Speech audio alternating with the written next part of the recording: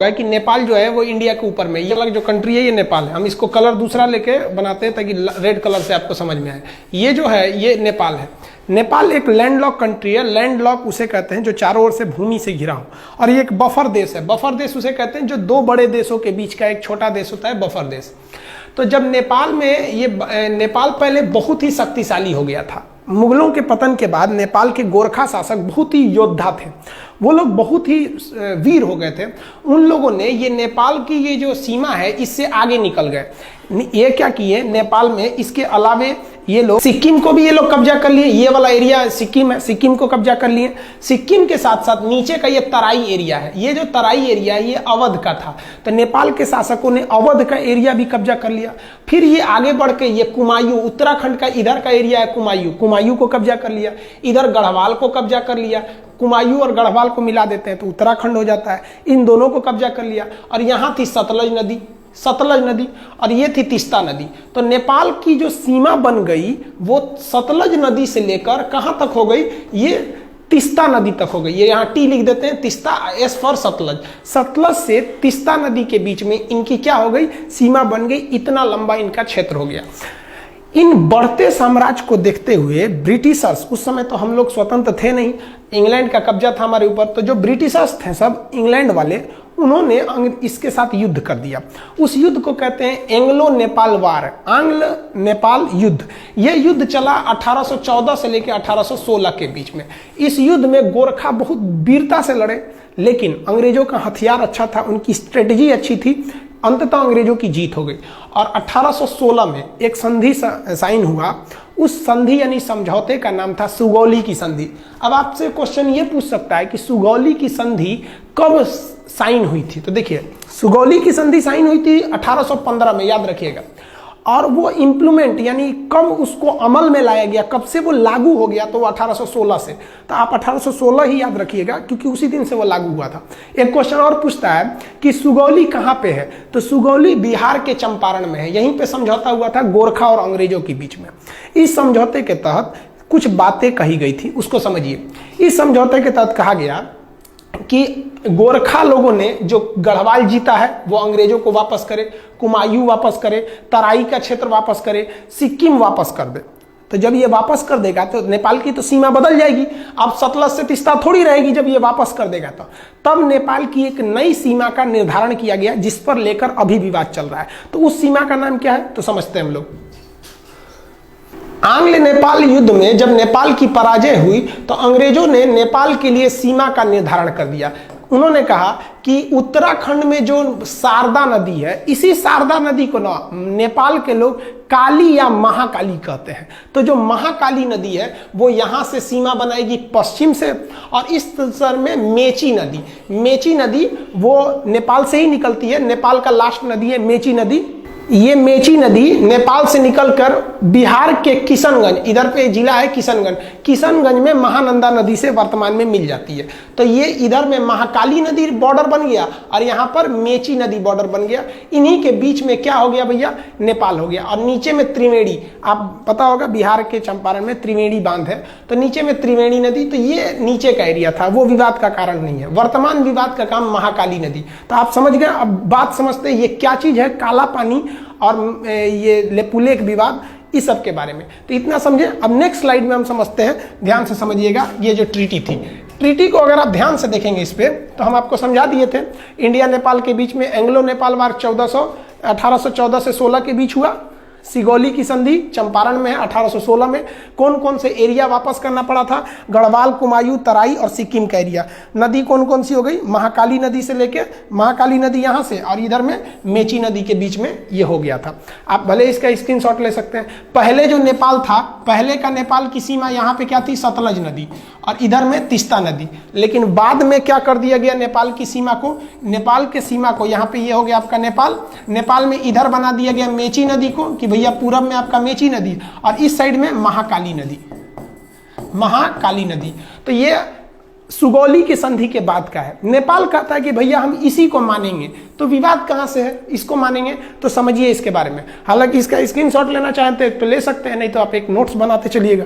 विवाद का कारण क्या है, तो उत्तराखंड से हम लोग को मानसरोवर यात्रा की शुरुआत करानी थी हम लोग को। तो मानसरोवर यात्रा कैसे होगा, तो ध्यान से देखिए। मानसरोवर यात्रा के लिए हम लोग एक बहुत लंबा रास्ता तय करते थे। मानसरोवर जाने के लिए हम लोग सिक्किम के यहाँ पर एक दर्रा है जिसका नाम है नाथुला दर्रा। इस नाथुला दर्रा से हम लोग कैलाश मानसरोवर जाते थे। यहाँ शंकर जी का स्थान है कैलाश मानसरोवर पर्वत पर, महाकाल। तो यहाँ हम लोग जाते थे जो श्रद्धालु हैं। तो भारत सरकार ने सोचा कि क्यों ना हम इन लोग को उत्तराखंड के रास्ते पहुंचा दें। यहाँ पर भी एक दर्रा है जिसका नाम है लेपुलेख दर्रा। तो यहाँ से क्यों ना पहुंचा दे। आप खुद देखिए कि यहाँ से बहुत फायदा होगा, दूरियां घट जाएंगी। इससे एक और फायदा क्या हो जाएगा कि हम चाइना से फ्यूचर में जब कभी युद्ध होता है तो हम यहाँ से सेना भी पहुंचा सकते हैं, क्योंकि चाइना का भरोसा करना बेवकूफ़ी होगी। तो भारत सरकार ने यही सोचा कि भैया हम यहाँ सड़क बना देते हैं। तो भारत सरकार में जितनी भी सीमा पर सड़कें बनेंगी बॉर्डर पे, वो बनाने का काम करता है border road organisation BRO, border road organisation BRO। ये सेना के अंडर में एक संस्था है, यही काम करती है। ये क्या करेगी भैया, बॉर्डर पे सड़कें बना। अब विवाद कैसे हो गया देखिए, यहाँ पर काला पानी एक जगह का नाम है, काला पानी तक सड़क थी। उस सड़क को आगे बढ़ाकर लेपुलेख दर्रा तक लाया गया। यह सड़क की लंबाई थी 80 किलोमीटर। अब नेपाल कह दिया कि भैया आप ये जो सड़क बनाए हैं 80 किलोमीटर, ये हमारे एरिया में है, क्योंकि काला पानी और लेपुलेख दर्रा, लेपुलेख ये तीनों देशों के सीमा पर है। इधर में नेपाल, इधर में इंडिया, इधर नेपाल, इधर चाइना। तो ये जो आप सड़क बनाए ना, ये सड़क गलत है, ये हमारे एरिया में आप मत बनाइए।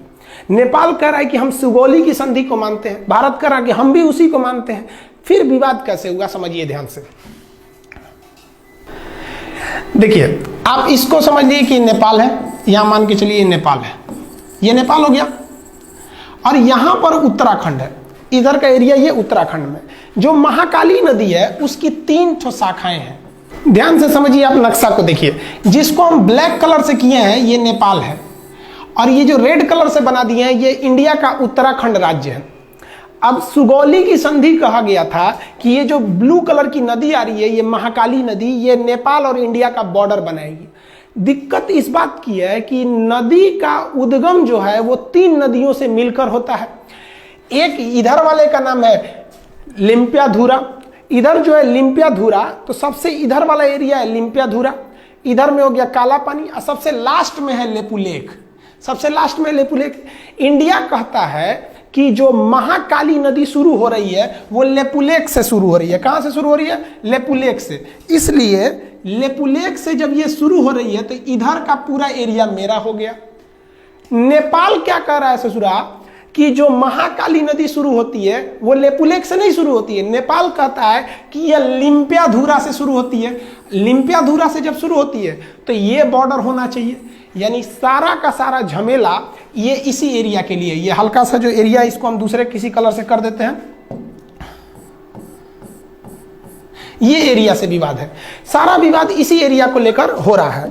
अब आपको बता दें कि ये जो एरिया है, इस एरिया पर पहले से कब्जा इंडिया का है। ये जो ट्राई जंक्शन है तीनों का एरिया, इस पर अधिकार पहले से इंडिया का है। तो नेपाल कह रहा है कि भैया मेरा है, आप खाली करिए। नेपाल को ये गर्मी कहाँ से है भैया, इतना जुनून जो कभी हमसे आंख मिला नहीं सकता था, आज इतना बढ़ के बोलने लगा। समझिए इसके बारे में। तो ये समझ गए, बॉर्डर रोड ऑर्गेनाइजेशन ने एक न्यू सड़क बनाई थी। कहाँ से? काला पानी से लेपुलेख तक 80 किलोमीटर। किस लिए? मानसरोवर यात्रा पर जाने के लिए। अब नेपाल ने एक नया नक्शा लगा दिया। नेपाल ने अपने नए नक्शा में लिम्पियाधुरा को, काला पानी और लेपुलेख, यानी ये पूरे एरिया को अपने नक्शा में दिखा दिया कि भैया ये पूरा एरिया नेपाल का है। इसने अपने नक्शा में दिखा दिया। इंडिया ने कहा भैया हम ये नक्शा को नहीं मानते, ये नक्शा गलत है। वो कहता कि नहीं आप मानिए, क्यों नहीं, ये सुगौली की संधि 1816 की बात है। तो आप समझ रहे हैं ना, वो उद्गम से एक झमेला है कि कहाँ से माना जाता है यहाँ पर। अब थोड़ा समझिए नेपाल ऐसा क्यों कर रहा है। नेपाल में अभी जो सरकार है वो सरकार है नेपाल कम्युनिस्ट पार्टी की। जैसे अपने यहाँ भारत में बीजेपी की सरकार है, उसी तरह फिलहाल नेपाल में नेपाली कम्युनिस्ट पार्टी है। ये चाइना की कम्युनिस्ट पार्टी से बहुत मैच करती है, दोनों की विचारधारा मैच करते हैं, इसलिए ये चाइना की ओर बहुत बह रहे हैं। और उसके प्राइम मिनिस्टर हैं KP शर्मा ओली। ये तो समझिए कि एकदम बैठे हैं चाइना की गोद में जाने के लिए तैयारी में। इनको समझ नहीं आ रहा है कि चाइना इनको बर्बाद करेगा। चाइना किसी को भी अपने डेफ्ट ट्रैप में बिछा लेता है, यानी कर्जा देकर उनको फंसा लेता है। इतना ना कर्जा दे देता है औकात से ज्यादा कि ये कर्जा चुका नहीं पाते हैं। उसके बाद कहता है कि मेरा कर्जा लाइए, तो ये कुछ कर नहीं पाते, कहते नहीं है। तो चाइना कहता है तब मेरी बात मानिए। यही चाइना करना चाहता है किनके साथ? नेपाल के साथ। इनको शर्म नहीं आ रही, समझ में भी नहीं आ रहा है और शर्म भी नहीं आ रही है। कैसे? नेपाल चाइना के कहने पर ये सारा विवाद खड़ा किया है। और हद तब हो गया जब कल नेपाल के prime minister KP Sharma Oli ने क्या कहा, India spread corona virus in Nepal, यानी भारत के लोग नेपाल में कोरोना वायरस फैला रहे हैं। सोचिए, भारत के लोग फैला रहे हैं, हद हो गया भाई। हिंदुस्तान ने नेपाल को 2 लाख टैबलेट दिया था हाइड्रोक्सीक्लोरोक्विन का, 2 लाख टैबलेट दिया था नेपाल को पैरासीटामोल का, और वो भी उससे पैसे नहीं लिया था, गिफ्ट में दे दिया था कि भैया आप हमारे पड़ोसी हैं। और अमेरिका को हम लोगों ने पैसे में बेचा था। उस गिफ्ट का नतीजा ये है कि हम लोग कोरोना वायरस फैला रहे हैं। और क्या बोला केपी शर्मा ओली ने कि Indian corona is more lethal. Lethal मतलब होता है खतरनाक। मतलब इंडिया का जो कोरोना वायरस है वो अमेरिका, इटली और चाइना के वुहान वाले कोरोना से ज्यादा खतरनाक है। हद है भैया आपका। ये है केपी शर्मा ओली, इनको समझ में नहीं आ रहा है। तो आप ये समझे ना कि लिम्पियाधुरा का मेन विवाद क्या है। लिम्पियाधुरा उत्तराखंड के पिथौरागढ़ जिला में आता है, यह समझ में आ गया आपको। अब आगे समझाते हैं और क्या चीज है। इसका स्क्रीनशॉट लेना चाहे तो ले सकते हैं।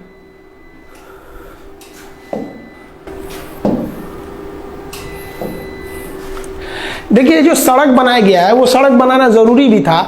हमारे जो श्रद्धालु कैलाश मानसरोवर यात्रा जाते हैं, आप उनका स्थिति देखिए, कितने दुर्गम इलाके में जाते हैं, दुर्घटना हो जाती है। और भी आप देखिएगा तो इस एरिया में क्या हालत है सड़क का। आप देखिए कितनी गहरी खाई है, इतनी गहरी खाई में ये लोग, हम लोग की यात्रा करनी पड़ती है। ये मतलब जो कैलाश मानसरोवर की यात्रा पे जो श्रद्धालु जाते हैं उन पे, तो ये सड़क बनाना एक तरह से जरूरी भी तो था। तो बॉर्डर रोड ऑर्गेनाइजेशन ने पहाड़ तोड़ के सड़क बनाया। देखिए, इतना आसानी से सड़क नहीं बनते हैं, ये पहाड़ तोड़ के सड़क बनाया। और बनने के बाद नेपाल कह रहा है कि भैया ये एरिया हमारा है, आप खाली कर दीजिए। तो थोड़ा हम अब हम ये समझते हैं कि इंडिया को नेपाल के साथ क्या करना चाहिए, हर चीज का एक कंक्लूजन होना चाहिए। तो देखिए उसके बारे में। देखिए, पहला तो इस मुद्दे को हमें नॉर्मली डेलीगेट बेसिस पे कूटनीतिक तौर पे सुलझा लेना चाहिए। कूटनीतिक मतलब होता है बातचीत करके अधिकारियों के द्वारा इस मामले को सुलझा लेना चाहिए। क्यों? क्योंकि हम अपने दोस्त बदल सकते हैं, पड़ोसी नहीं बदल सकते हैं। दोस्त तो बाद में आते हैं, पड़ोसी तो बगल में रहते हैं। अगर हम अपने पड़ोसी से ही दोस्त की तरह व्यवहार रखेंगे तो ज़्यादा अच्छा रहेगा। तो इंडिया इसीलिए नेपाल को समझाता है, लेकिन ये समझ नहीं रहे हैं। तो चलिए एक तो हम दिखाते हैं। नेपाल के साथ इंडिया ने ट्रेलर दिखाया था 2015 में। 2015 में मधेसिया विवाद था। इंडिया के कुछ मधेसिया जाति के लोग नेपाल में बसे हैं, नेपाल उन लोग का ध्यान नहीं रख रहा था। इंडिया ने भी क्या किया, तो ध्यान से देखिएगा। नेपाल का जो बॉर्डर शेयर होता है इंडिया के साथ, ये मैदानी क्षेत्र है, यहाँ ट्रक वगैरह जा सकते हैं, इस रास्ते से ट्रक वगैरह जा सकते हैं। लेकिन ये वाला एरिया पूरी तरह पहाड़ है और बड़े बड़े पहाड़ हैं। माउंट एवरेस्ट भी उसी साइड में है, बड़े बड़े। तो चाइना से इधर आना बड़ा मुश्किल हो जाता है। इसलिए चाइना हो गया या कोई भी हो गया, वो अपना सामान अगर चाहते हैं कि नेपाल को बेचे, तो वो नेपाल को बेचने के लिए वो सामान को चाइना से वो कलकत्ता बंदरगाह पे उतार देते हैं और कलकत्ता बंदरगाह से ट्रक के रास्ते इसको नेपाल पहुंचा दिया जाता है। इसका मतलब नेपाल पूरी दुनिया से अगर चाहता है जुड़े तो उसके लिए 2 ही रास्ते हैं, या तो भारत या तो चाइना। अब समझिए भारत और चाइना में क्या प्रॉफिट है उसको। अगर कोई आलू आप नेपाल भेजते हैं इंडिया के रास्ते, तो ट्रांसपोर्ट को जोड़कर अगर खर्चा निकालिएगा तो 1 किलो आलू अगर 10 रुपया है, तो नेपाल पहुंचते पहुंचते वो 10 रुपये किलो का आलू 12 रुपये किलो हो जाएगा, क्योंकि यहाँ ट्रक वगैरह का भाड़ा भी जोड़ना है। लेकिन वही आलू जो 10 रुपये किलो अगर आप चाइना की ओर से भेजिएगा तो ये आलू 250 रुपये किलो हो जाएगा।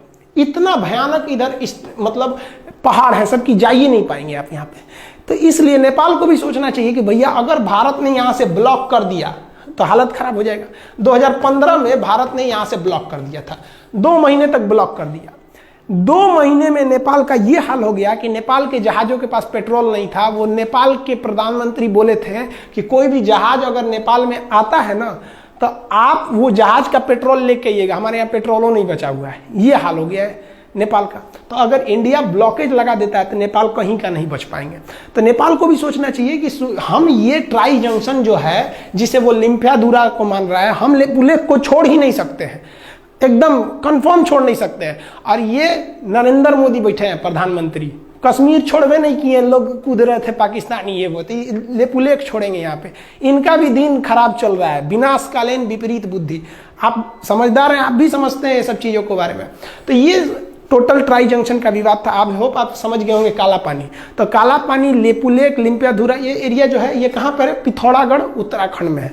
तो नेपाल को इंडिया की कितनी ज़रूरत है आप समझ सकते हैं। और हम लोग ने कभी भी नेपाल का बुरा नहीं चाहा है। इवन हमको नेपाल के बारे में भी सोचना चाहिए। हिंदुस्तान ने ऐसा कोई युद्ध नहीं जीता है जिसमें नेपाल के गोरखा भाइयों का खून न बहा हो।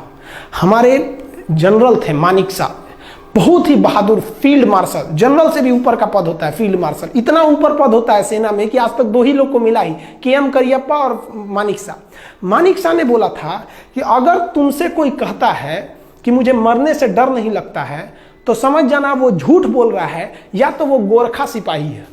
तो भारत में गोरखा सैनिक भी है। तो हमें ये भी देख के चलना है कि नेपाल से अच्छा संबंध बना के रखें ताकि वहाँ से हमारे देश में गोरखा सैनिक आ सके। बहुत ही योद्धा होते हैं और पहाड़ों पर लड़ने के लिए माहिर होते हैं। और कश्मीर में पहाड़ी एरिया में वो बहुत कुशलता से अंजाम दे सकते हैं। कारगिल की लड़ाई में भी वो लोग भाग लिए थे। हम भी भगवान से दुआ करते हैं कि भाई जल्दी जल्दी, एक तो कोरोना का संकट है, उस पर से एक नया संकट लेके चले आए, तो इसको भी जल्दी से सुलझा लेंगे नेपाल और भारत के इस रिश्ते को। आई होप आप इसको समझ गए होंगे। नेक्स्ट हम आपको समझा देंगे कि टूर ऑन ड्यूटी क्या चीज़ है, सेना में 3 साल कैसे जाना है, फिर नेपाल से क्या, नेपाल के साथ चाइना के साथ अभी जो नया विवाद हो गया है वो क्या चीज़ है, इस सब के बारे में हम समझा देंगे। वीडियो 5-6 दिन से नहीं डाल पाए एक्चुअली, बहुत लॉकडाउन के पीरियड में सबको बहुत सारे काम हैं। बहुत से ऐसे गांव हैं जहां पे गवर्नमेंट नहीं पहुंच पा रही है, उन लोग को भी खाना पानी देना रहता है। तो आपको भी अगर कहीं ऐसा लगता है कि कोई ज़रूरतमंद है तो आप भी वहां जाइए, हर काम छोड़ के वहां जाइए, क्योंकि बार बार अपने देश को सेवा करने का मौका आपको नहीं मिलेगा। यही वक्त है कि आप अपने कामों के बीच में से कुछ समय निकाल के उनको भी समय दीजिए। तो जब अब कभी कभी वीडियो रुक जाता है तो आप बात समझिए बाबू, उस काम को भी हम छोड़ नहीं सकते। तो थोड़ा हम उधर बिजी थे इसलिए हम वीडियो नहीं बना पाए, अब आ गए हैं, अब वीडियो कंटिन्यू रहेगा। आई होप आप ये समझ गए होंगे। नेक्स्ट वीडियो में हम फिर चर्चा करेंगे, अब सब्जेक्ट भी स्टार्ट कर देंगे, बायोलॉजी जो छोड़े थे या फिर पॉलिटी वगैरह।